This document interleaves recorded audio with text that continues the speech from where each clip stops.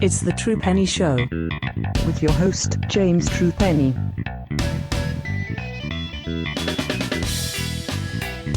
Hello and welcome to the Truepenny Show. My name's James Truepenny. This is my show. And that is a slightly subdued intro today because we are talking about the Mean Machine, the Maniac, Rollerball Mark Rocco, one of the greatest professional wrestlers this country has ever produced, one of the most influential professional wrestlers this era has ever produced. Now, Rollerball Rocco was indeed from Manchester, so it would be remiss if we did not have someone of Mancunian ilk, even though he's not actually a Manc, but he does live there. Will you please welcome Mr. Alex Watt? How are you, sir? I'm good. Yeah, I was about to say, I'm Manchester living, but Liverpool bred. So, but yeah, I'm looking forward to this one. It's, a shame it has to be under these circumstances, obviously, with Mark Rocco passing away the other week. But yeah, we couldn't not, talk about what an incredible career he had and his legacy and his influence and everything else. And yeah, I'm really interested to chat about some of these matches, which I hadn't actually seen before. You obviously put the playlist together, and it's been very interesting. It certainly has. I mean, this kind of episode can actually be in two of our series. It's in our Brit Rest series because obviously it's a key part of Brit Rest, but it also would work well in the Beginner's Guide to Japan because Mark Rocco was such an influence in both places. Mark Rocco was the son of Jumping Jim Hussey. Jim Hussey was a heavyweight. He was a wrestling genius. We talk about people like Vince McMahon and Antonio Inoki, I guess, and Giant Baba being absolutely brilliant wrestling minds. Jim Hussey was one of those wrestling minds.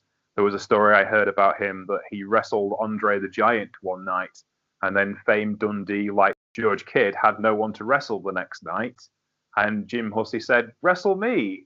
And George said, "But you're a heavyweight." He said, "It's all right. We'll have the first to 5 falls, and I have to get 5 on you, and you only have to get 1 on me."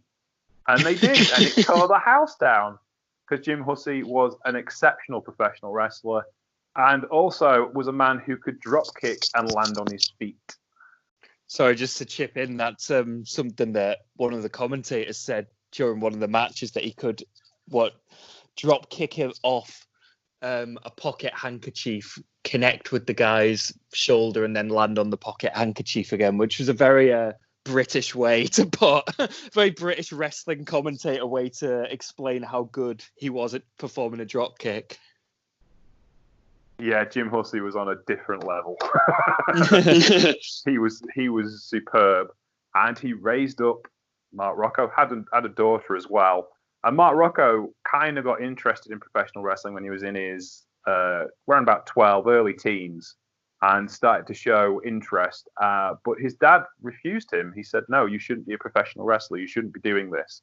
And so when Jim went off on tour, Mark would sneak into the gym and take lessons with Colin Joinston and the other pros, all from Manchester, because obviously Lancashire, and kind of learnt behind his dad's back, to the point where when he was about 17, they went to a show in Yardley, just south of Birmingham, and he went with his dad and Colin Joinston just to go see the show. And there was a bunch of wrestlers from Huddersfield, I think he said it was, that didn't turn up. Because it was that foggy, no one could see. And there was only about 5 guys in the dressing room. And Colin says, "Well, Mark can wrestle." And Jim said, "What?" He said, "Mark can wrestle. He'll wrestle, and I'll wrestle him, and I'll look after him, and we'll do it as an exhibition match, and we've got a show then, haven't we?" And he was like, so then obviously Mark had to explain to his incredibly scary father that he was actually been learning to wrestle since he was 12.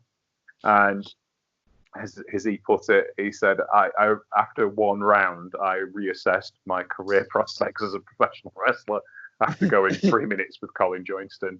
But there you go. That's how he got his start in the business. He next got a show with the Brighton promotion out of Manchester. It was part of joint promotions through Max Crabtree, and pretty much never looked back. He became a professional wrestler full time.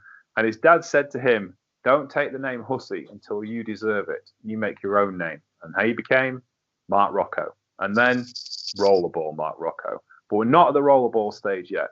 Now, the first match on our playlist that I've put together is against Steve Vidor, and I chose that. We're not going to talk about it because we want to go in depth with a bit later on in his career. But the match with Steve Vidor really gives you a nice outlay as to what Mark Rocco's all about. By this point, it's 1977. He'd been wrestling for 7 years. He'd done his apprenticeship. He went all over Europe. He went to the Snake Pit to learn how to fight shoot style. He went to France to learn how to do that aerial French style that they had. He went to Spain and fell in love with their style of lucha libre in Spain.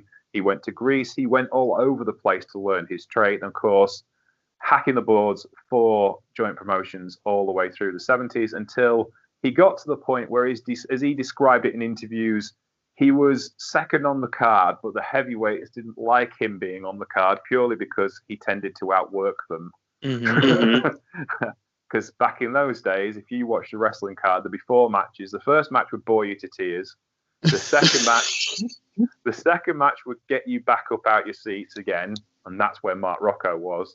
And then the third match would be a technical slugfest of a chess match to get you excited for the main event. And Mark was kind of in the second match stage by the time you get to the mid to late 70s.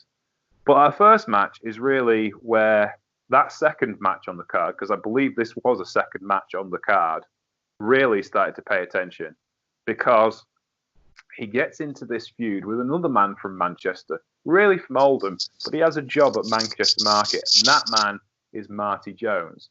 Marty Jones was a Snake Pit graduate, 7 years as an amateur wrestler, trained under Billy Robinson and Billy Riley. He was tough as they come, was as technically gifted a professional wrestler as Mark Rocco was, and was essentially the babyface equivalent of Mark Rocco. And they both had the attitude that you make the absolute best match you can. That's what you're there for. You don't pull anything back. You put everything into a match you possibly can to make it not just the best match that's on the card, but the best match there's ever been every night. And that's where they were coming from, and which was completely different to everybody else in the British wrestling game. Not everybody, but the majority of them, purely because they had work to go to on Monday morning. This was not a full-time occupation for the majority of wrestlers in the UK. So I've talked a lot. Alex, having watched a lot of these matches, what do you think about these early days of Mark Rocco before we talk about the feud with Marty Jones? So in terms of first, to pick up on what you said about Rocco and Marty Jones, like you said, it's kind of the feud that made both guys, and they were the perfect foils for each other, really, both being from Greater Manchester, but opposite sides of the coin in their looks, their attitudes. Marty Jones was very clean cut and about respect and technicality. Then Rocco obviously had glorious mustache, bit of a mullet, borderline mullet, not quite, but very shaggy hair, very brash, took any kind of opportunity to bend the rules. So they were both masters of their craft, great workers, great at working the crowd as well without, playing on people's emotions without overdoing it. It all felt very realistic. So you can see, what you were saying about how they wanted to have the best match all the time and why they worked so well together, in terms of the wider thing before we talk about the matches themselves. It's been telling how, with the news of Mark Rocco passing away, all the tributes that have poured out to him, because he was such an innovator. He was a guy who was ahead of his time, especially when it came to this junior heavyweight wrestling style. You've just spoken about how he went all over the world to learn his craft from all these different styles. And you can see it when you watch him, and particularly as it evolves over the course of 10, 15 years of matches, I think we're covering here, where you see all these styles start to get incorporated more and more, and how, that became this junior heavyweight style that now, there's a reason why obviously loads of British wrestlers were paying tribute to him, but you see Chris Hero, Christopher Daniels, people like that who kind of took that junior heavyweight style and ran with it and modernized it. And Rocco and Marty Jones, and then you look at that whole generation of Dynamite Kid, Fit Finlay, Davey Boy Smith, Steve Wright were all in there as well. It was quite a good generation of wrestlers who were innovating this style, drawing on, the technicality of the British wrestling, but then bringing in the hard hitting style of Japan, high flying from Mexico. You can really see that they were drawing on all these influences. And he's obviously like not just a British wrestling legend, he's like a wrestling legend. And that's why I was really excited to do this podcast, because I know about Rocco's legacy and how influential he was, but I have to confess, to my shame, I haven't seen perhaps as many of his matches as I should have done. So it's been really interesting to go and look at these. And like, I think the first match we're going to talk about between Rocco and Jones is from like 1978, and it's crazy how ahead of its time it is. Yeah, you're right. I mean, the first match we're looking at is 78, and by this point, Jones is the up-and-coming heavy middleweight. Rocco is kind of established in that bracket. He hasn't won a championship yet. He will do shortly after this particular match. He'll beat Burt Royal for the British heavy middleweight championship in a bit of a classy feud. Burt Royal was the ultimate heavy middleweight at the time. He was the king of the hill. The fabulous Royal brothers were literally bigger than the Beatles back in the 60s and early 70s. There are pictures of the Beatles went to shake their hands. And of course, if you're bigger than the Beatles, that means you're bigger than Jesus, right? Of course. So Burt was the man as far as it was concerned. He'd been that champion for a long time, and Mark Rocco was the perfect guy to take it from him and establish himself in that heavy middleweight division. And that championship pays a lot into the story of these two wrestlers, as we'll see in these matches. And that's what this feud was all about. So this match is just phenomenal, just because the speed of it for a start. I mean, the match clocks in at 29 minutes. This was on Saturday afternoon telly. That's the majority of the show. If you think you had 45 minutes of wrestling at World of Sport, that takes up the whole show. And they didn't cut any of it. They put the whole thing on. So that's one thing, tells you how good it is. The crowd are absolutely wrapped into it.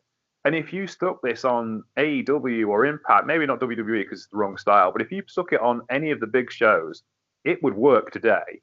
It's not as risky because, they didn't take as many risks, and it's in a British ring, so you can't take as many risks. You'll break your back. But equally, they're after it. This is a technical wrestling classic, but it's subtlety. It's not in your face. Rocco is a guy that doesn't care whether you boo or cheer for him. But Jones is also a guy who doesn't care whether you boo or cheer for him. It's just that Jones is virtuous and Rocco is direct. And that tension between those two very similar characters who come across as the best in the business is what really makes this match work. What's your thoughts on this, Alex? Yeah, I 100% agree with what you just said. Like, I think it's crazy to watch this, and it's from 1978. I always think this when you watch matches from this period, and people, I think, now talk about how fast-paced the business is and stuff like that. But I think they're forgetting like how innovative like certain areas of wrestling were in like the late 70s, the 80s, the early 90s, because maybe they view wrestling through kind of a WWF, WWE prism, that they forget that there was this crazy stuff going on all around the world where, you could show this today and it does hold up. Like, the pace is rapid, and the story is creative as well, although like Rocco's obviously heeling it up like an absolute boss. I think like the story is quite creative as well, because it's interesting watching a lot of these matches are like 2 out of 3 falls matches from the British scene that we're going to talk about. And it's always interesting to go back and watch like 2 out of 3 falls matches from that time, or ever really, because they always tend to follow a structure of the babyface loses the first fall and then wins the next 2, because that builds the drama in, I guess, the most logical way, where the good guy has to overcome the odds. But this match doesn't do that. Like, Marty gets the first fall by kind of outsmarting Rocco, and then it's Rocco who ends up getting one back pretty quickly. But I like that they were being creative with these stories, and then the match ends when like Marty flips Rocco to the outside and he gets counted out, which was, kind of unexpected. And when you say about them not taking many risks, I think that's true overall. But like Rocco was, I mean, renowned for how hard he bumped, and like you say, in like those British rings, it's pretty wild to look at how many bumps he was taking, how hard he was taking bumps on like backdrops and monkey flips, and getting dumped to the outside pretty brutally at times. And yeah, like you say, the crowd were so into it that an old lady actually kicks Mark Rocco in the arse at one point when he gets thrown out the ring, because the old ladies, fans of British wrestling, are of course legendary for a reason. But yeah, you watch like this feud and these matches. No surprise that like Antonio Inoki caught wind of it and wanted to like bring these guys to Japan, because it's just so fast paced for 1978 in what Woking it was. It's kind of crazy. Yeah, it is. It is like Woking Town Hall. That Steve Vito match was from. Let's have a look. The Steve Vito match was from Pickett's Lock. There you go. But yeah, I mean, it is like these are literally the best two technicians in the world wrestling in town halls in front of 1,000 people who've all paid £2 to go see them. It's insane in that sense. It is like my local wrestling hall was Memorial Hall Cleethorpes. And it had the best wrestlers in the world. Satoru Sayama, Tiger Mask, Dynamite Kid, Bret Hart. All these people wrestled in Memorial Hall Cleethorpes. And I got to go see every third Sunday these incredible wrestlers who were the best wrestlers in the world. We didn't know it at the time. They are literally the guys that run the industry now. Dave Finlay, I saw in the Memorial Hall Cleethorpes, is one of the most important producers in WWE history. It's insane. It's really insane. The next match we look at is a bit further down the road in 1981 in Burnley. It was from December 1980. And what had happened by this point was Marty Jones was the light heavyweight champion. Mark Rocco was the heavy middleweight champion, the neighbouring weight brackets, because Marty in the previous 2 years had put on quite a bit of weight. He'd filled out. And the previous year, there was a catchweight contest tournament that Rocco won, beating Marty Jones. And this was what happened after this. It developed the story a little bit further, because there's only so many times you can go with the same two wrestlers, especially as they'd moved into different divisions, probably sensibly to keep them separated so you could have as many matches with them as you possibly could, because they're that good. So this is Best Writing again. So it's Manchester area. It's the Northwestern Promotions in joint promotion with Best Writing. They did a lot of work out of Manchester, obviously. And I just love what I'm watching it as we were talking about it. And I forgot that World of Sport used to run the scores. I really enjoyed that too. Yeah. Manchester United versus Altrincham. Like, really? They played each other once? But yeah, so this is, again, it's a very similar kind of match, but they're a bit older, they're a bit wiser, and the match develops at a much faster pace. And it's another notch of violence and another notch of technicality. They're getting better at this. What's your thoughts on this one, Alex? What's interesting, you say they're getting better, because I think that 78 one is kind of held up as like the best match they ever had. But you're right, you can see how they're evolving as wrestlers. Because like there's a moment, I believe it's this one, the Burnley one, 1981, where the ring breaks slightly at the end and like one of the boards underneath the ring comes loose, which I doubt was intentional, but they don't ignore it. They draw attention to it. They start using it as part of the match right at the end, and like using it to add like an extra layer of kind of brutality and, this idea that they hate each other this much, basically. And, that's stuff that you watch wrestlers like now, and sometimes you're like, they're very setting, we have to do the spot.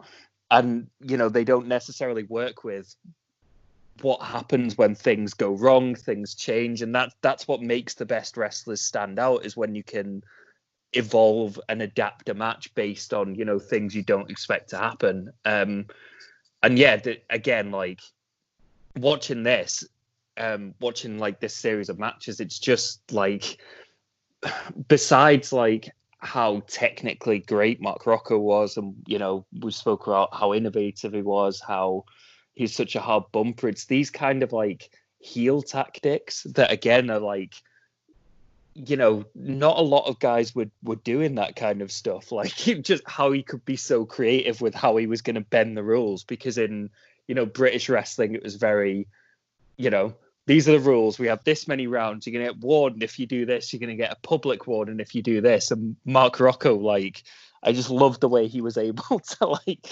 use the rules to his advantage, essentially. And you get like a moment when Marty Jones ends up getting warned for jumping on Rocco with a senton, which is, the crowd are furious about it.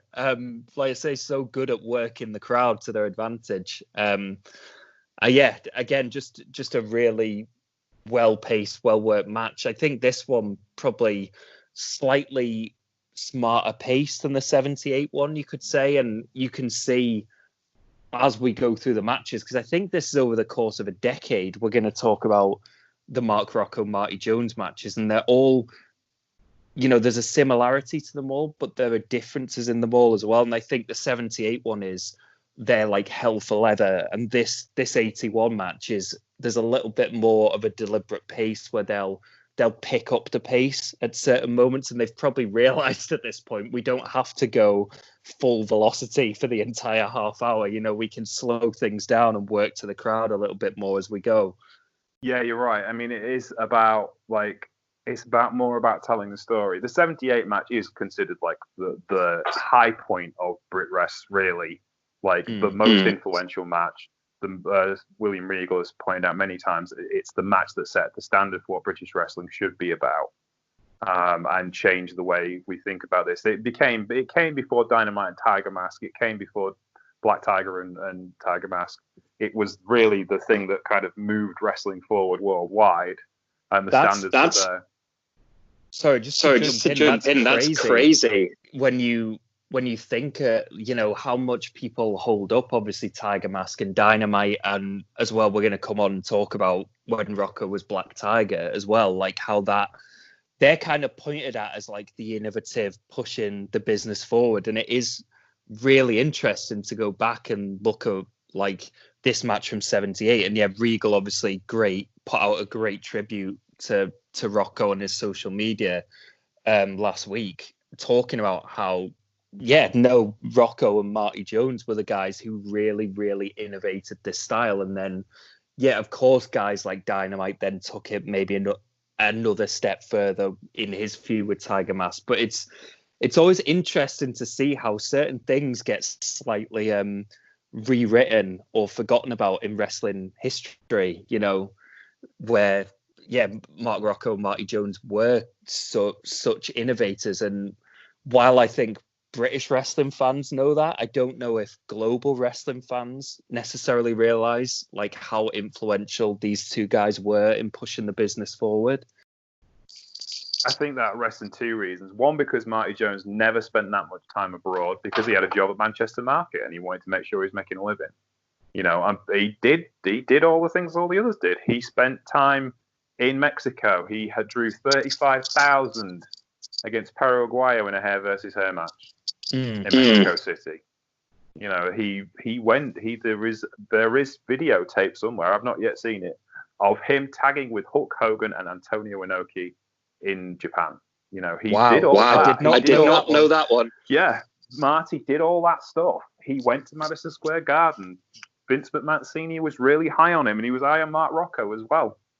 But they never got full-time jobs there because they wanted to be back home. That was the thing. And I think that slightly, not so much with Rocco, but that slight less lack of ambition.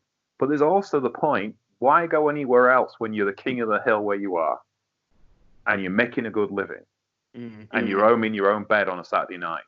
That's a different kind of security than, say, Dynamite or Davey Boy, who were quite happy to fly to Canada or Japan or wherever they needed to go.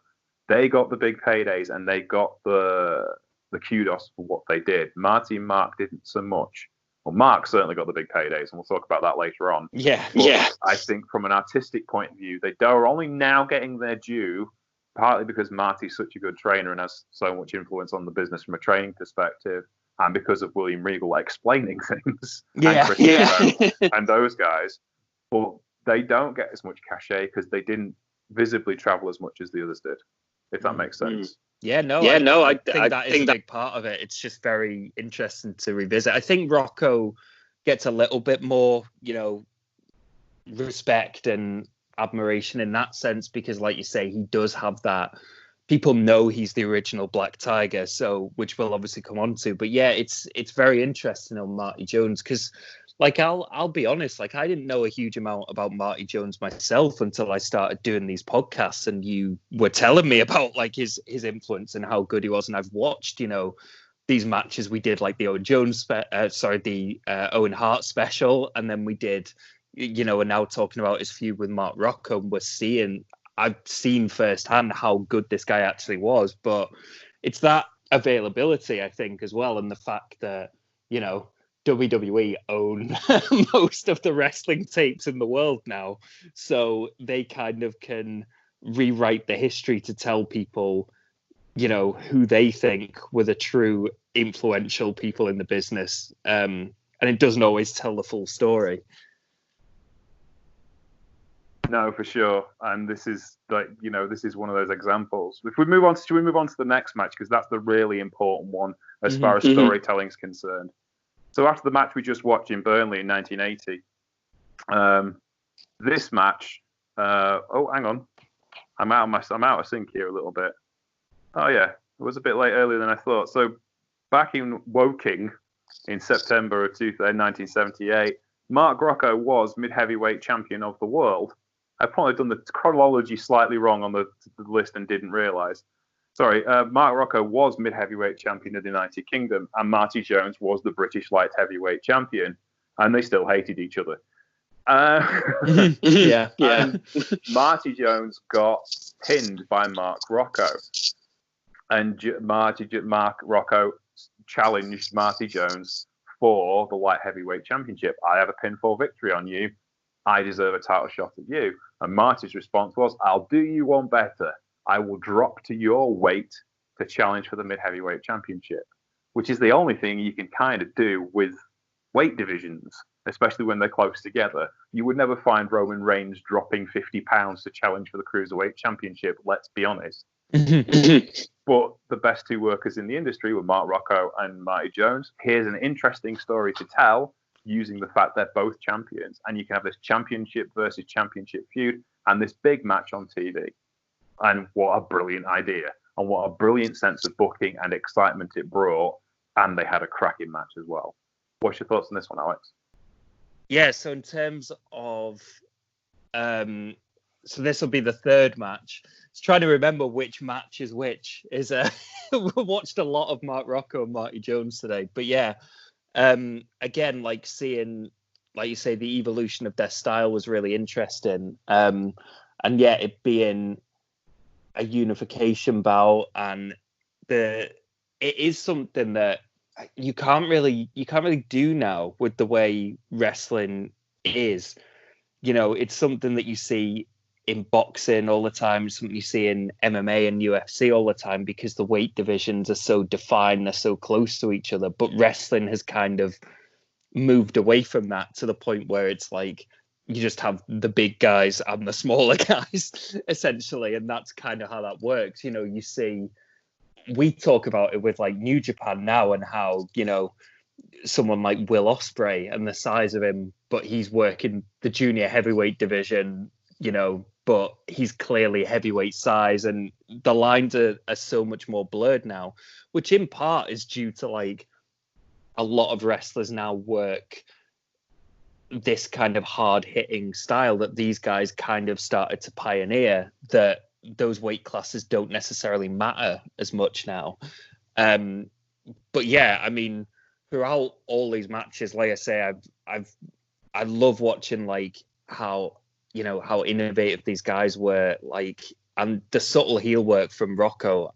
You know, I've really enjoyed seeing that side where, how he develops that as the match continues with him essentially fighting dirtier and dirtier. Like, he gets loads of warnings from the ref for underhanded tactics and kicking Marty when he's down.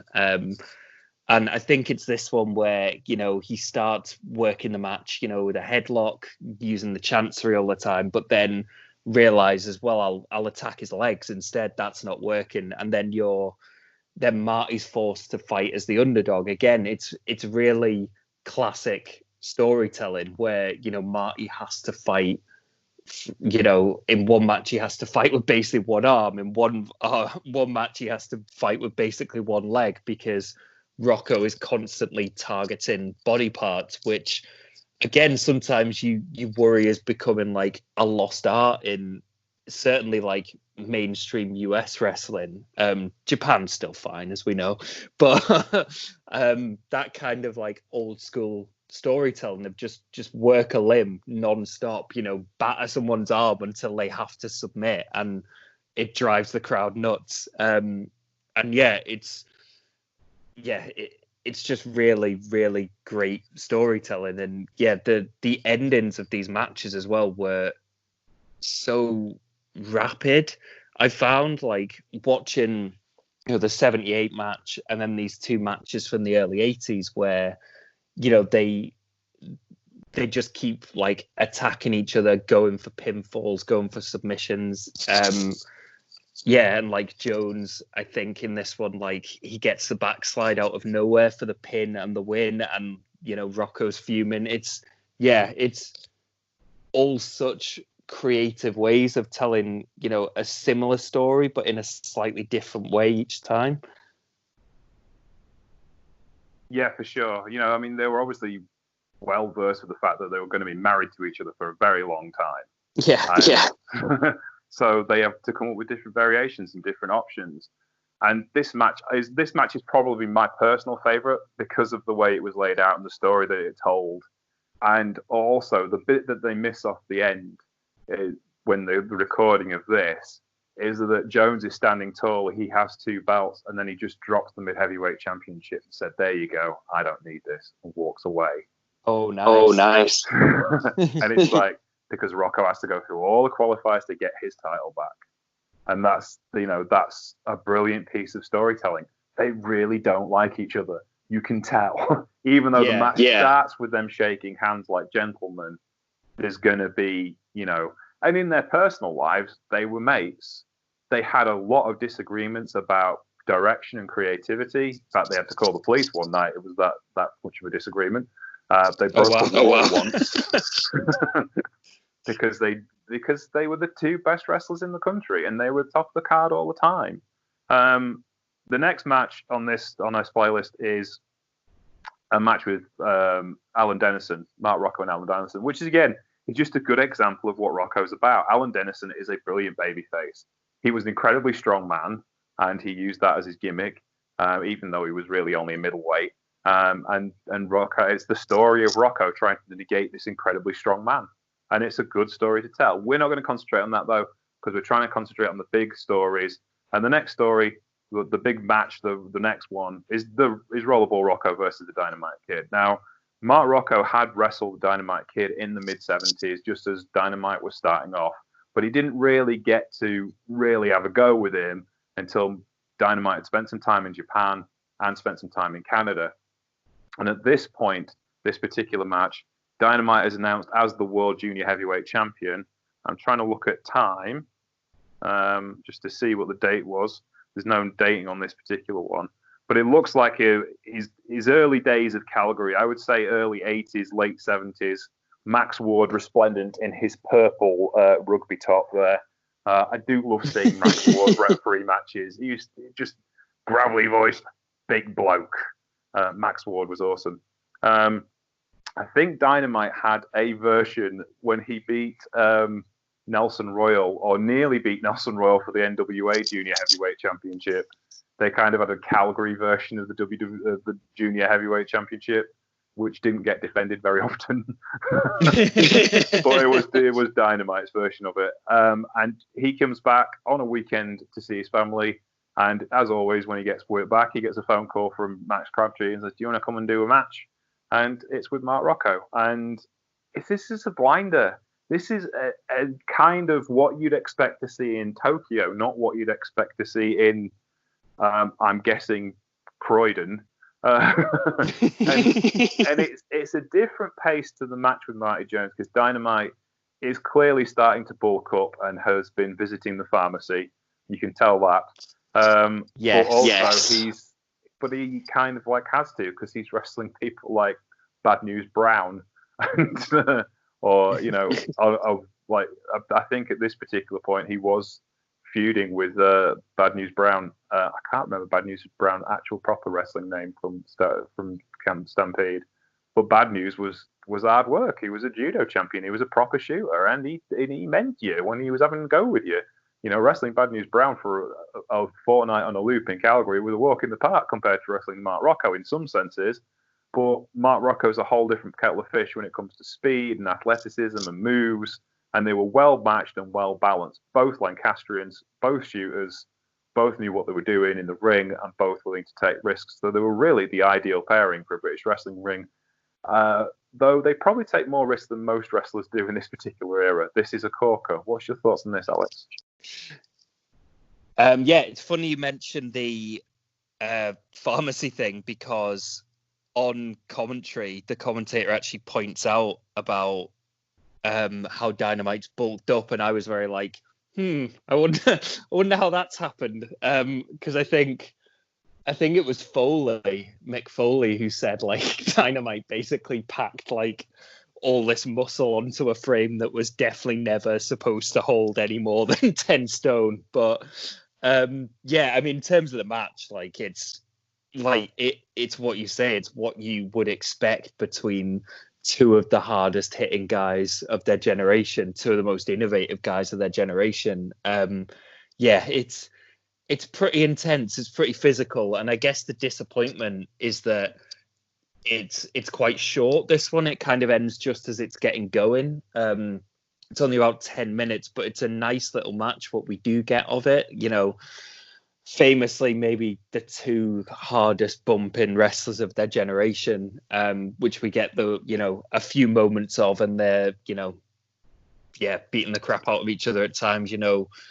Again, Rocco gains advantages by using heel tactics quite a bit. One I really liked was him casually kneeing Dynamite in the head as he's getting up, but making it look like it could be accidental to the ref, which someone needs to bring that back. I think that's a really easy heel move that someone could get a lot of heat doing nowadays. I guess the big talking point after that is the finish, which I think is quite interesting. It's obviously been done to protect both guys. Dynamite gets cut open, I think, when he hits the headbutt, and then he gets the first pinfall. Again, 2 out of 3 falls match. He gets the first pinfall, but the referee won't allow the match to continue because of the cut. And I guess the thinking was Dynamite, like you say, has just popped home for the weekend, essentially. Well, he was living in North America at this point, wasn't he? Which, so he's popped back to Britain to visit his family. And being called in. And I think the thinking is that, let's make him look strong, get the first win. But obviously his priorities at the time were New Japan and North America at that point. So they can keep the heat on Rocco, who's their top heel at the time, by him getting like this sort of fortunate win that he doesn't deserve. And then Dynamite can come back for a rematch if he's able to. I guess at that time they probably didn't know where, if he could come back, how much he could come back, and everything else. But he does say on the mic after the match, I'm not finished with you yet. And I think they did go on to have quite a fairly extended feud after this. Yeah, they did, but it wasn't for joint promotions, it was for All Star, which we will talk about shortly, because that's perhaps the most innovative thing that Mark Rocco did. But we've still got some matches in joint promotions to talk our way through. We've got another match with Marty Jones, because they were married together for a long time. And this was, as the guy who posted it said, on this particular day, it was Five Nations rugby, and it was the Old Firm derby, not the Old Firm derby. It was also the Manchester derby. City played United the same day, and Mark Rocco versus Marty Jones. That's a big day for Manchester. Well, you know, I think, to be honest, I think Rocco versus Jones is perhaps a more important Manchester derby. I wouldn't even disagree. But yes, so Rocco versus Jones again, but this one kind of they've established themselves now. So it's really how they kind of tell the story is again a bit different. They're a little bit older, as you can tell by their haircuts.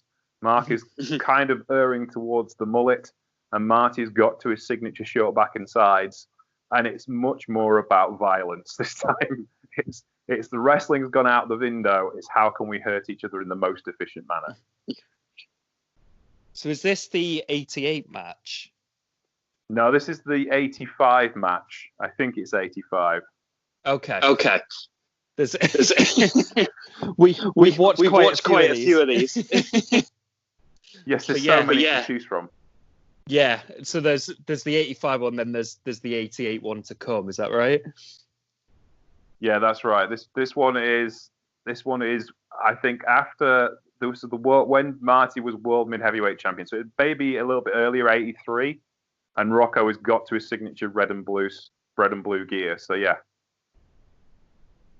Yeah, it's by the way, it's interesting to see Mark Rocco's look, because it's that kind of mustache, shaggy hair, the striped singlet. It's quite interesting to look back on and be like, this guy was like the most badass heel in Britain at the time, but he doesn't always look like it. He looks so 1980s, doesn't he? But yeah, again, like you say, like it was interesting, and we'll come on to the 88 thing, the 88 match, which kind of advances this even further. But it's really interesting to watch, you know, Rocco and Jones's feud over the course of essentially a decade, because you could watch these 4 or 5 matches in a row and you're getting a story of how British wrestling was evolving at the same time as their styles were evolving, because, you know, you see the 78 match is very, as you say, it's them going so fast to kind of, you know, they're going full pelt basically, because they're trying to make a name for themselves. By, you know, the later matches, they're the established top guys. They don't need to do as much. They can slow down, tell the story a bit more. But also in terms of how the referee is responding, and how, like, in the earlier matches you watch, it's very like warnings, you know, they can't get away with anything. And then as the feud develops, I think the ref starts to let more stuff go, because the crowd are into that. They like it when Marty, you know, fights back, because Rocco's been cheating for ages. Like, he's gonna, you know, lose his temper and kick him back in the head while he's down. You know, he wants to get a bit of revenge. He's getting, you know, Rocco's winding him up. So yeah, I like that you could see how the British wrestling style kind of developed in that way as well as these matches went on, where the rules are still important, but maybe we can let a little bit more go for the sake of the story and for the sake of Marty Jones getting one up on Mark Rocco. And yeah, if particularly in a match where, because I didn't know the context of that it was the same day as the Manchester derby, like the fact that it's 2 Mancunians on that day, like, yeah, you've got to let more go. You've got to let more go. You've got to let Marty Jones get away with a bit more. It's also interesting that Rocco is in United Red and Jones is in City Blue. Yes. Which, you know, of course City are the baby faces in Manchester, and of course United are the heels. Yeah. Whether that's still the case now is a different discussion, but I'll keep that one to myself. For those of you who don't know, you can actually see Old Trafford from the steps of Heavy End Arena, but they're still not popular there. Anywho, the next match on our particular list was Rollerball Rocco versus Gentleman Chris Adams, or as he was known then, Judo Chris Adams. Now, we're not going to talk about this one because Alex hasn't seen this one, but this one I do strongly recommend because Chris Adams could go. Chris Adams was a sorely underrated British junior heavyweight, and again, for the same reason that he did most of his famous wrestling in Dallas, not in New York, not in Tokyo, though he did spend some time in New Japan. He was an absolutely brilliant babyface, just ideal for Mark Rocco, willing to bump for Mark Rocco, willing to go with him, tough as nails as well. And again, Chris Adams was part of that golden generation of junior heavyweights. He went on to make a lot of money, specifically in Dallas, and of course, trained one Stone Cold Steve Austin. Yeah, so, not a bad claim to fame, that one. No. Yeah, as Rocco called him, one of them headbangers from Leamington Spa. That's how Banger Walsh became Banger Walsh, because Rocco called all of the wrestlers from Leamington Spa headbangers. But the next match we're actually going to talk about is Tiger Mask versus Black Tiger, which is from 1983, I think. Or is it? Oh, New Japan. It's in Spanish. I can't tell. There's some lovely Spanish commentary over the top of this one. Yes, I believe it is also the debut of Black Tiger. Am I correct? I think it is. Which he got paid 10,000 English pounds for. For that one match? For that one match. Oh, yeah, not a bad payday if you can get it. That is it. No, basically what happens was Rocco had spent some time in the late 70s wrestling for IWE, International Wrestling Enterprises, which we have talked a lot about on Beginner's Guide to Japan. If you want to go back to the early episodes, we took apart a few cards. I think it was me and you, or it might be me and Marcus. We took apart a few cards from them. And then Carl Gotch got wind of Mark Rocco after Satoru Sayama had come to the UK and wrestled as Sammy Lee. And which because of course Sammy Lee, because he's Japanese, so he has to be Sammy Lee. But he wrestled Mark Rocco a couple of times in the UK, absolutely raved about him to Carl Gotch. Carl Gotch and Antonio Inoki had this idea because they had the rights for the Tiger Mask comic book. So they got the rights to Black Tiger, and they wanted a Black Tiger to wrestle Tiger Mask. And they contacted Mark Rocco and they discussed a few things. They came up with an idea for his attire and his mask. And Rocco then was booked to come and appear at Ryogoku Sumo Hall to wrestle Tiger Mask, which is where this match is from. And now we're looking at the rafters, it's definitely that one. And he goes to Japan, he flies to Japan, and he lands in Tokyo, and the captain comes back and says, "I've got a message from the ground. Would you mind putting your mask on before you get off the plane?" And Rocco puts his mask on, and he goes down the steps, and the entire Japanese wrestling press corps is there taking pictures of him. So he waves to them as he goes down the steps, and a limousine pulls up to the steps. He gets in the back of the limousine. He is driven to the terminal where they check his passport at the terminal. No bags. They are all dealt with. And then he is taken to the Grand Hotel opposite Ryogoku Sumo Hall, and he's put up in a 5-star hotel to start his preparation for the big match with Tiger Mask, and $10,000 for Ryogoku Sumo Hall for the Junior Heavyweight Championship of the WWF, as it was at the time. And they put in an absolute blinder, and they certainly earned his £10,000. What's your thoughts on this match, and what's your thoughts on the Black Tiger gimmick to start with, Alex? Rocco as Black Tiger, I don't think I realized how long he actually portrayed that persona from, 1982 to 1990. Obviously, like you say, brought in specifically to feud against the original Tiger Mask, Satoru Sayama. And I think the feud with Dynamite, Tiger Mask and Dynamite, is the one that's always held up. But this wasn't far behind, the quality of matches they were having. You can see why Rocco was such a good fit, I think, in that division as the character.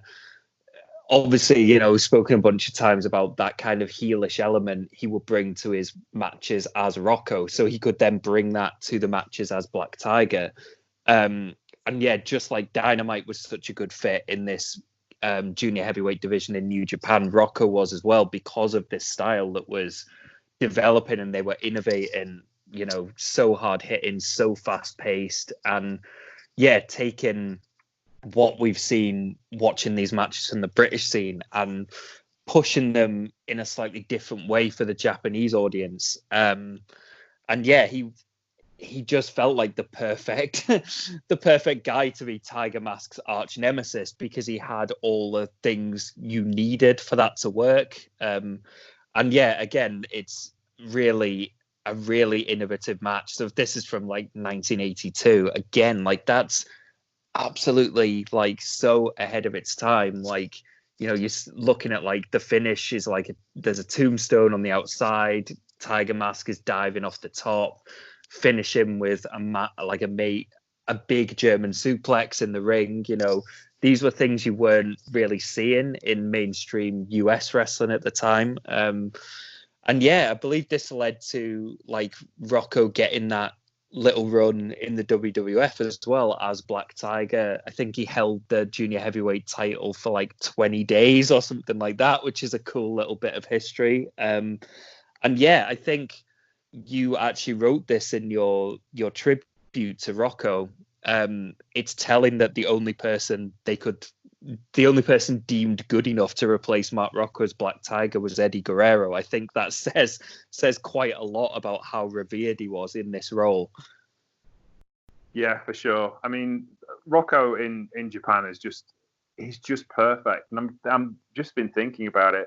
Look at what they did with that junior heavyweight division to build Tiger Mask as the linchpin of that division. He wrestles Bret Hart, who's very straight up and down Calgary style wrestler, very Canadian style heel at the time. Dynamite Kid, this hybrid of Wigan toughness and submissions, along with gymnastics and again that stampede approach. And then somebody completely different in many senses. I mean, Mark Rocco obviously comes from Lancashire and he's very bump heavy like Dynamite, but his approach is different to what Dynamite does. So they're trying to build Tiger Mask as this guy who can beat anybody, and Black Tiger is like, you're right, is his arch nemesis. Yeah, Mark Rocco does win the WWF Junior Heavyweight Championship when both Sayama and Dynamite leave the company. He wins the tournament for the vacant title, but drops it 20 days later, as you said. And it does start he does represent New Japan Pro Wrestling in the WWF. Dynamite and Tiger Mask had wrestled at Madison Square Garden. I think it was in '83. In the match that Vince McMahon describes as the best wrestling match he ever saw at the time. And obviously, when they leave and the Cobra becomes the key draw for the junior heavyweights in New Japan, and Rocco is still the number one nemesis, they obviously go to represent New Japan. Rocco had wrestled for Vince McMahon Sr. in Madison Square Garden, but the Cobra, a Blessed Black Tiger, which there's a short WWE version of, which you can watch on our playlist, and it gives you the highlights. Really weird to listen to Gorilla Monsoon commentating on Mark Rocco. Yeah, it is. Yeah, the brief highlights we see of that match. Yeah, it is really interesting on the Gorilla Monsoon commentary thing. And again, it's just really interesting to see that style in the WWF at that time, because I don't think people still associate that style with like the 80s wrestling in WWF. When you're talking about like how Dynamite and Tiger Mask was the best match that Vince McMahon said he'd ever seen up to that point, I think people will be pretty surprised by that, because that isn't the type of wrestling that he appears to naturally gravitate towards. So yeah, it's really interesting to see. It's a shame it's only like a few minutes, the highlights. I'd be really interested to see some more extended stuff of Black Tiger in WWF. I don't think there's stuff on the WWE network, but hopefully they can put a bit more on now. Given with Mark Rocco's passing, it'd be a good time to try and get more of that footage on the network if they have it. They were representing New Japan at the time. I'm sure New Japan would be fine with them showing it, though. Whether Vince McMahon will be so keen now to promote New Japan, I'm not sure. But I mean, you don't mention it, do you? They didn't mention the Crush Girls from AJW, for instance. But yeah, I think it's kind of like there's not many matches, but there's enough there. And the Cobra versus Black Tiger, it was Cobra's a bigger wrestler, so it's going to have a different feel. Cobra wasn't as good as Tiger Mask or Dynamite was. I think he'd be the first to admit that. He was still a very solid professional wrestler and had that lucha crossover style with the Japanese style that was kind of like the signature of the junior heavyweight division at the time. And yeah, I think it'd be interesting to see if there's not many, but the matches that are there, it would be interesting to see. Now, around about this time, Mark Rocco had a big decision to make, because back in the UK, he was getting pressure from Max Crabtree. He was the promoter of Joint Promotions about going to Japan. He didn't like him going to Japan because it screwed up with his schedule when he was available in the UK. And he was kind of getting a bit sick of, well, let's be honest, Big Daddy being the big draw in the UK, and therefore filling a lot of houses that he felt that he had filled for him, because Mark was still the second or third match on in Joint Promotions, and he was starting to feel a little underappreciated after a decade of paying his dues and finally being the best wrestler on the card.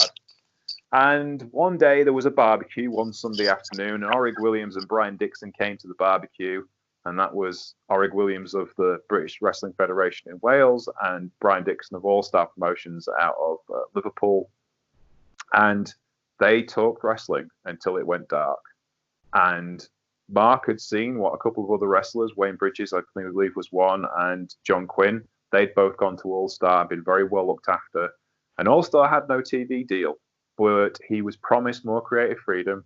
He was promised as much money as he was earning in Joint Promotions. And you also have to point out the fact that he was making a big deal here. He couldn't go back. Once he jumped, that was it. That was his job, and he made that decision and made it stick and did an awful lot of good for Joint Promotions. He was well known within the Joint Promotion circle, especially when it comes to halls and trying to get bigger venues for All Star. In fact, to the point where Joint Promotions told the venues that Mark Rocco had retired because he wasn't on TV anymore. So how would they know? Wow. So he goes to All Star, and in 1985, All Star premieres Satellite Wrestling on Screen Sport on the old Astra satellite, and they have a new TV show, which is very, very different to ITV Fair. The matches, there's a couple of matches on this list. There's one with Irish Pat Barrett, but the one we would suggest you look at, and the one we're going to talk about, is the one with Eddie Hamill, Kung Fu. Eddie Hamill was trained out of Dave Finlay II, I think trained by Dave Finlay II, was a tough Belfast brawler, much like Dave Finlay III. And this was a brilliant, incredibly violent professional wrestling match. What's your thoughts on this one, Alex?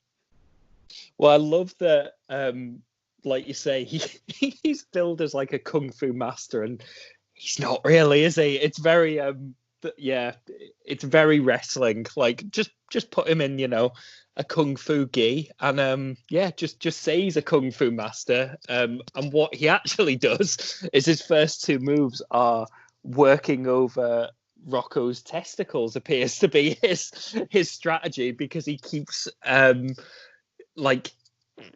I think he like kicks him with one and then throws him like ball first into the turnbuckles with his second move. But yeah, it's very different this match when we're talking about the evolution of British wrestling. This is obviously now in a completely different promotion. It's not drawing on the world of sports style quite so much. The rules are still there, but it's definitely, it's a lot more hard hitting. There's a little bit more of the kind of other elements starting to filter in. First of all, lovely that we get to hear Rocco walking out to TNT in this one by AC/DC, which he used as his entrance theme later on in his career. Just glad that made it into the video. And then, this was basically like unlike anything else in the other matches we've watched, because there's a lot of brawling around the ring.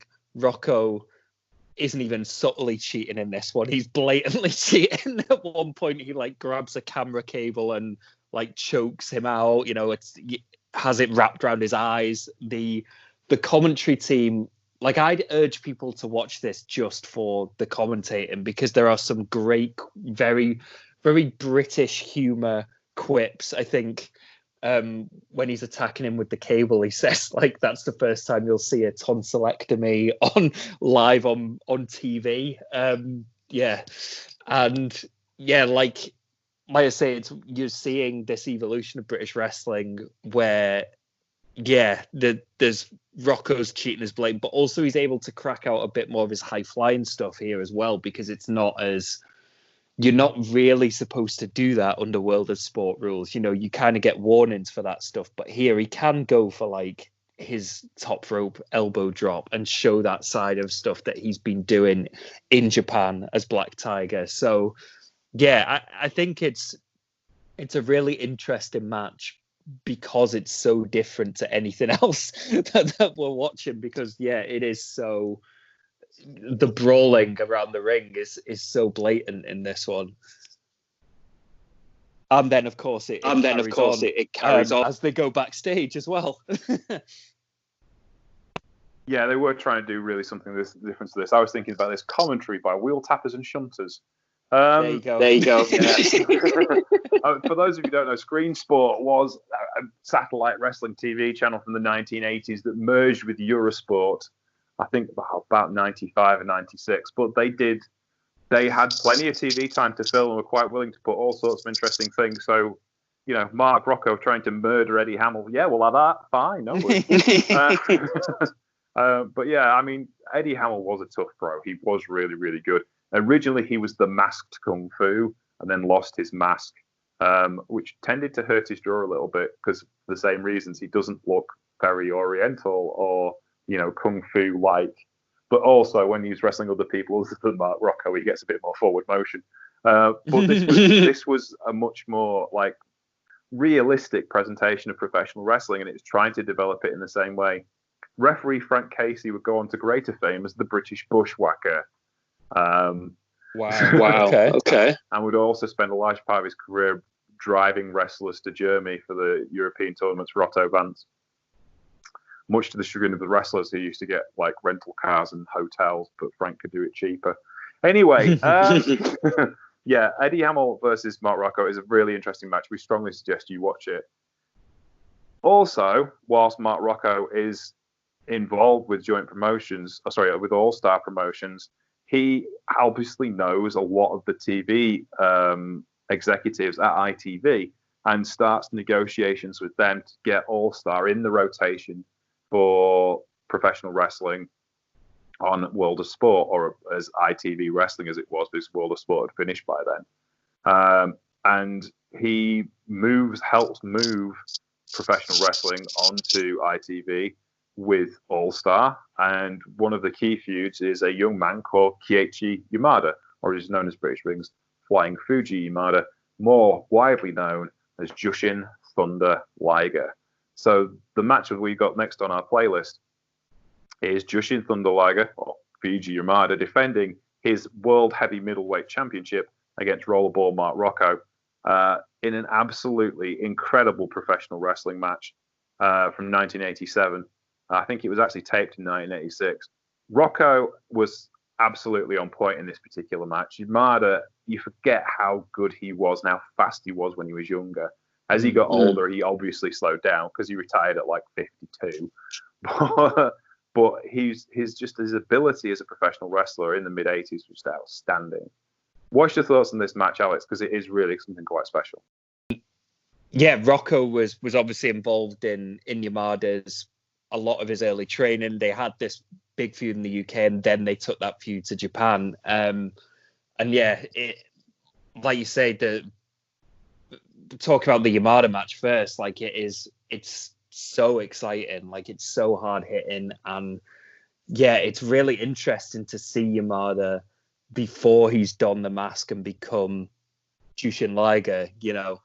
And then obviously they went on to have a number of matches after that as Black Tiger and Jushin Liger. It's another one of those, yeah, it's really interesting to see the feud, you know, develop through all these different stages. And you're right, like Yamada, when he was younger, like the stuff he was pulling off, like I think people who've maybe watched like Liger stuff in the past 20 years won't maybe even realize how innovative he actually was. You know, he obviously like invented the shooting star press, for instance. It's crazy the stuff that he was pulling off in this match. And then I assume we're going to come on and talk about the match of him as Jushin Liger as well. Yes, we will. Yamada versus Rocco was a kind of like the best match I'd ever seen at this point in 1986. You know, this was just phenomenal. The speed that they're going at, the things they're trying to do, it felt completely different. It was the first time I'd noticed All-Star Wrestling doing something completely different to what joint promotions have been doing, because the pace is just so breakneck. And the first four comes with a German suplex, a bridging German suplex, which I'd only seen Owen Hart do that before. He was the only person I'd ever seen it do before, and that was 2 years earlier.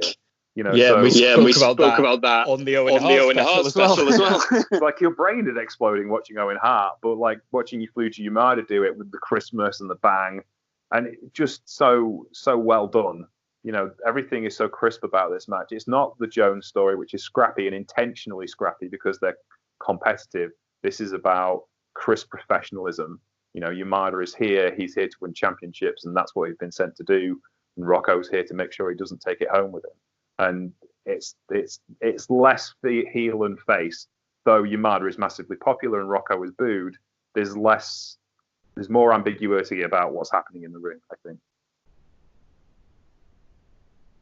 Yeah, 100%. Like, it's so interesting, like I said, to go back and watch matches from this era when you're looking at guys like Rocco, guys like Tiger Mask, guys like Jushin Liger or Yamada, who was going to become Jushin Liger, because I think, you know, this is like the 80s, and I think a lot of mainstream wrestling fans still still picture wrestling in the 80s and 90s as being like that muscled up, slow paced style of the WWF, or the old school technical side, if you like, that style of the NWA and WCW at the time. And they're not necessarily as aware like how innovative some of the stuff that was happening in the 80s around the UK and Japan actually was. And the stuff that, like to watch this from the mid 80s and the pace they're going at, the moves they're cracking out is absolutely mind blowing. I think if, as we spoke about with the 78 match between Marty Jones and Mark Rocco, like you show a match like this to like fans now, and I think a lot of people would be quite shocked at the level of output that was actually happening in the mid 80s, sort of outside of the mainstream North American promotions, if that makes sense. Yeah, for sure. I mean, I'm just watching this and I've seen a small package and the Bret Hart hammerlock escape where he like runs people outside of the ring, and now like Rocco's just taking a massive bump into the corner post. It's so innovative and it's so well structured and so crisp. He's been doing this for such a long time. You see everything together that all of the feuds he's learned from and how to make a feud for a championship work. He's a championship level main event player. That's what you can say about him now, and that's what makes this match so good, because Yamada is just feeding off of all that skill level. You know, Yamada's 3 years in the business and he's phenomenal. He's clearly a great talent, but you know, Rocco just brings out everything in him, and it makes the perfect matchup.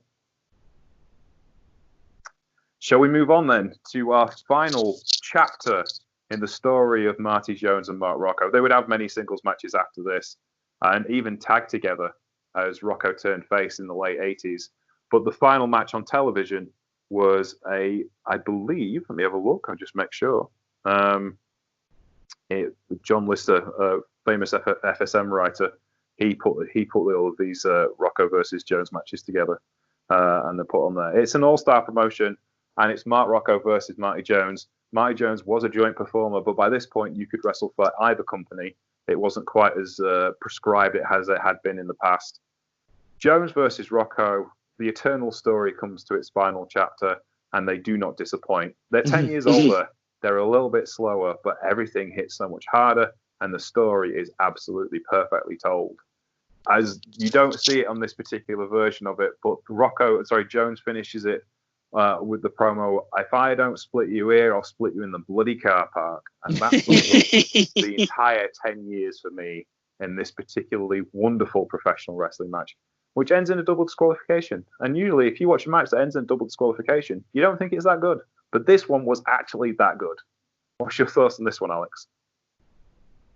Yeah, it's a great match. Like, it's really interesting because, yeah, like you say, we watched one, started with a match in 78, and then this last match is in 88. So over the course of an entire decade, and we've had like a nice spread of their matches here across that entire time, which shows the longevity of the feud.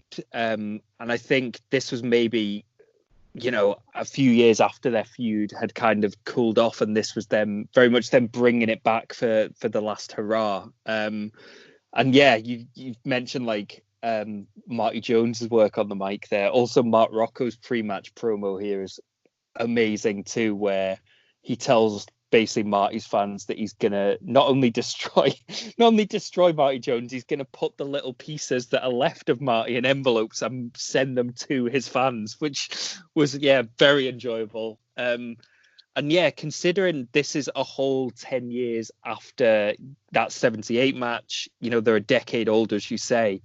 Yes, they have slowed down a bit, but not much. Like, the pace in the match is still incredible. Like, the first round is relentless. The start of the second round is great too. Obviously, Rocco's trying every trick in the book. He throws water in Marty's face at the start of the round. He takes off the turnbuckle pad, but then Marty starts battering him with it instead, which kind of comes back to what I was saying earlier about how they were relaxing the rules a little bit more. And, Marty is allowed to get away with that because Rocco has basically been such an ass to him for 10 years that it doesn't matter so much. The ref's going to be like, we'll let that one go. We'll let you batter him with the turnbuckle pad. And yeah, maybe it's a case where there's a little bit more of the US influence stuff starting to filter into British wrestling, particularly as the TV stuff became more important. And yeah, the fans do have more of an element. They want to see the heel get their comeuppance, basically. And yeah, the finish, really interesting, like the way they do it as well, because both men are disqualified, but they first announce it on the mic as Marty is disqualified, which is a bold move because there could have been like a riot in the building before they actually like reveal that also Rocco has been disqualified, and then they sort of fight to the back. And yeah, if this was their last ever match on TV, first of all, you can understand why you kind of like, did they need a definitive ending? I don't know. I kind of like the idea that it was like they're just going to keep fighting forever, whether it's in the ring, whether it's in the car park, like you say. The fact that they just brawl back to the dressing room is almost fitting of how the rivalry had developed over the course of a decade, from being, maybe more respectful at the start to how it developed into really quite a heated rivalry. It was kind of a nice way to finish it off in that sense. Literally fight forever. Yeah. And I mean, this is the perfect end to their TV story. It isn't the last match on TV for Mark Rocco. We've got a couple more to talk about. Chip Cullen, who would end up beating Mark Rocco for the World Heavy Middleweight Championship in the early 1990s. And one of my personal favorites is his match with Johnny Saint, which really showed a different side to Rocco because he had to wrestle in a technical manner. And this was really so much fun to watch. I mean, Johnny Saint never really got to stretch his legs when it came to violence because he was always wrestling baby faces, because that's what junior, light heavyweight wrestling was about, was babyface versus babyface. And, nice smooth matches. And he wrestled Flash Gordon, who was a bit of a heel, but not like a proper heel. So watching him wrestle Rocco and having a bit more, in-depth wrestling style and trying to change things up a bit is really interesting. And also watching Johnny Saint go toe-to-toe with perhaps the best technical wrestler in the world at the time. This is something really different, and I really enjoyed it. Johnny Saint didn't always get the opponents he needed, Rocco was probably at the limit of the weight class he could wrestle believably and have a good match with. And Rocco's just amazing. So, it's Rocco did say, I've read interviews with him where he did say he loved wrestling George Kidd in Dundee. It was the best matches and the best payoffs he had, the best crowds he had, the best promoter to work for. And Johnny Saint was a protege of George Kidd. So I'm sure they have enjoyed wrestling one another. And it was a pretty innovative match for its time as well. What's your thoughts on this one, Alex? Yeah, 100%. I'd kind of echo what you said there, where it's interesting to watch Johnny Saint, against a proper heel in this way, to the point where, first of all, like, it's two absolute British legends, going at it in kind of the technical mat-based clinic you'd probably expect. All the lovely counters from Johnny Saint are there. You're seeing the athleticism of Rocco and his hard bumping and everything else. It's going to be good in that sense. I think the extra element, like you say, is Johnny Saint was, known as like the fluid, technical, never lose his temper, all that kind of stuff. He's that kind of worker, very clean cut and technical. And then this match was interesting because, like, Johnny Saint gets a public warning of all things because Rocco winds him up so much. It adds that extra element to it where, dastardly Mark Rocco has driven Johnny Saint to even, end up getting a warning through losing his temper, because as we know, these damn baby faces never learn. So when a heel offers their hand, they need to stop shaking those hands because it's never going to end well.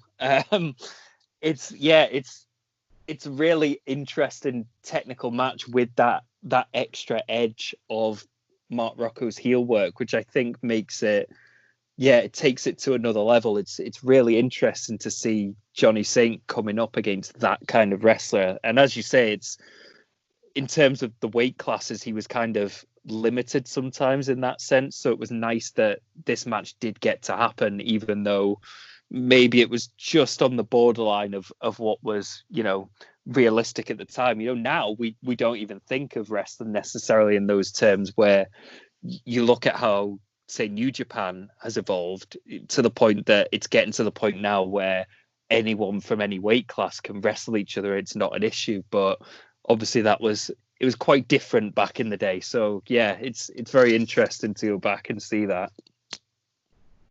Or anyone can wrestle anyone when we're desperate for a main event match. More that.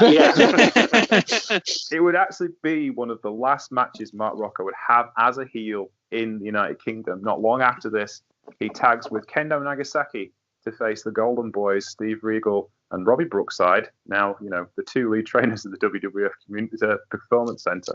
And what happens is Robbie Brookside ends up demasking Kendo Nagasaki and stuffing the mask in Mark Rocco's hand. And Nagasaki never forgive Rocco. Rocco turns face and went on a massive feud with Kendo Nagasaki all around the houses as a babyface, believe it or not. It was the dream of Brian Dixon, because Mark Rocco said, "Brian, what match would you love to put on that you can't?" And he said, "You versus Kendo Nagasaki." That would make money. And he said, "But how? We're both heels." He said, "Well, one of you's going to have to turn babyface, aren't they?" And Mark was like, "Ooh, let's do it." And because Rocco had never been truly a heel, he'd always had respect from the fans, even the ones who didn't like him, because he was that good at his job. It worked. It wouldn't have worked with Nagasaki being the babyface, because he was too big and he was too much of a heel. But with Rocco turning babyface, it opened up a whole new set of opportunities. And Rocco's last match would be in the United Kingdom, would be with Dave Fit Finlay. Now, that would have been something to see. But sadly, wrestling was no longer on TV by then, and there was no TV taping for it. Rocco retired not long after that match, thanks to a heart problem, which we'll talk about before we talk about the last match we have, which is from around about 1990, with Jushin Thunder Liger wrestling Black Tiger in Tokyo. What's your thoughts on this one, Alex? Because this one is a little bit different to Flying Fuji Yamada versus Mark Rocco.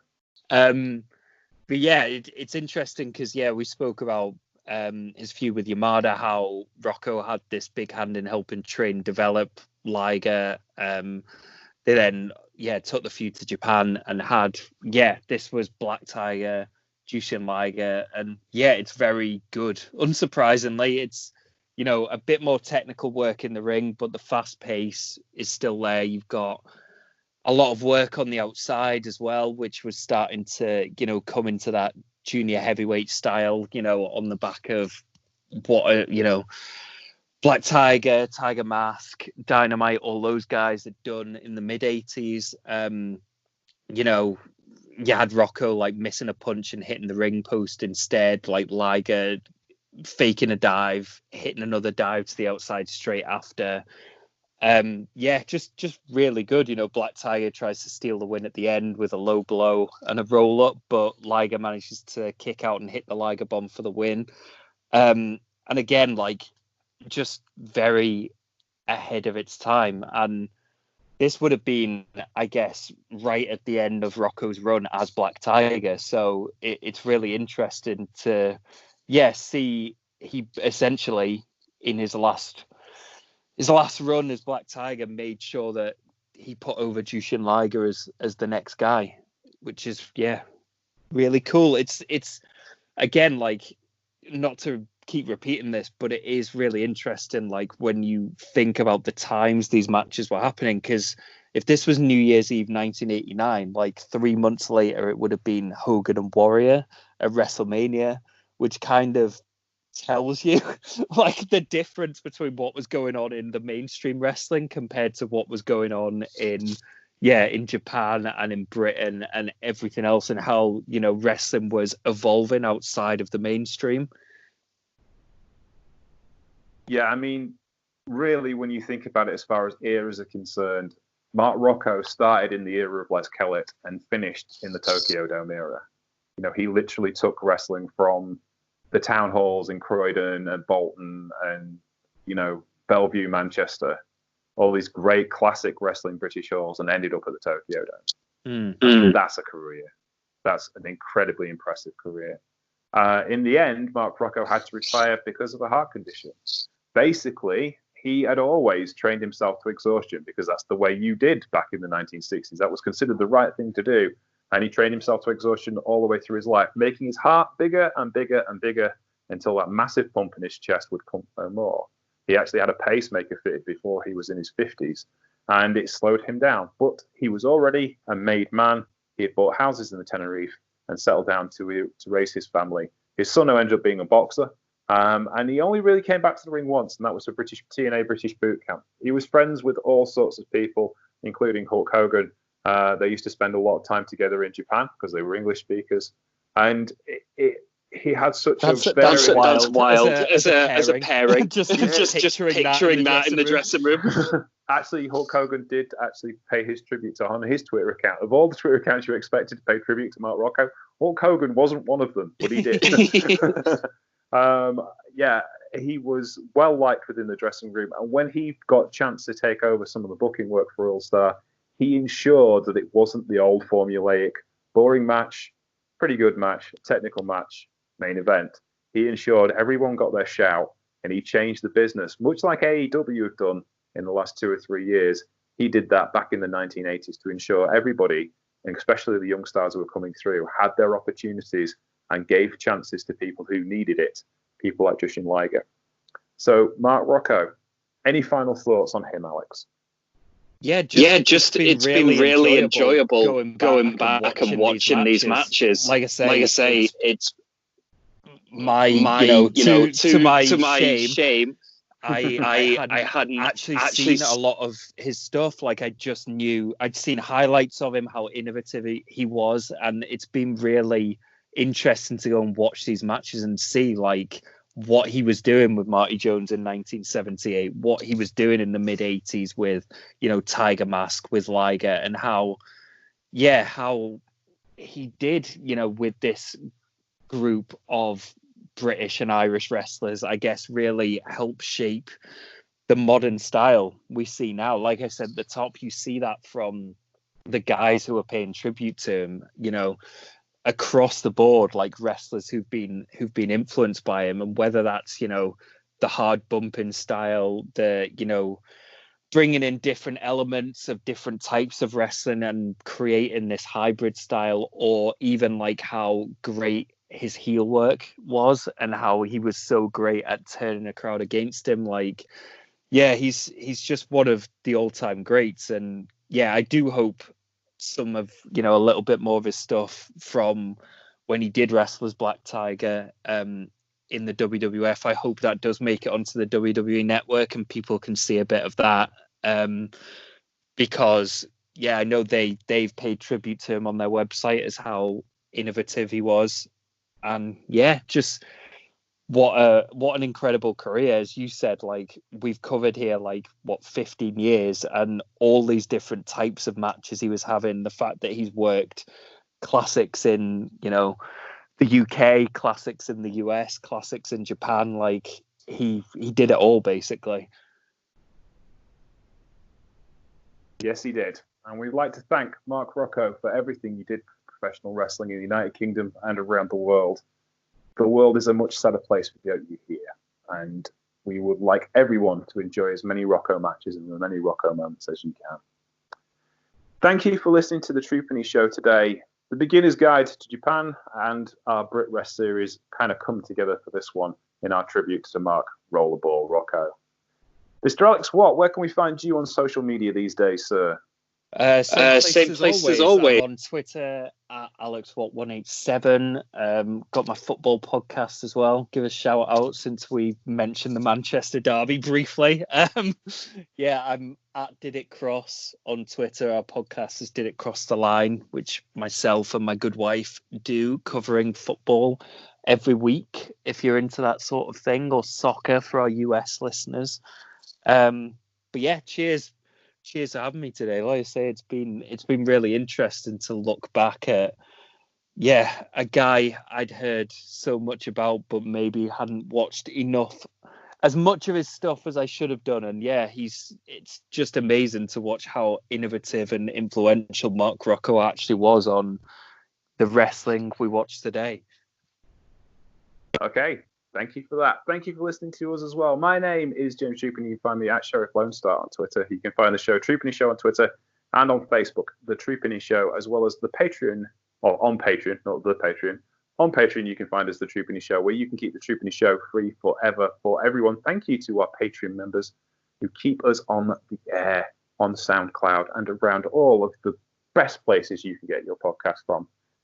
We're not sure what we're looking at next week. I think it might be some New Japan Strong, New Japan Cup US action. We'll see what happens there and we'll see what we can come up with. But thank you very much for listening today.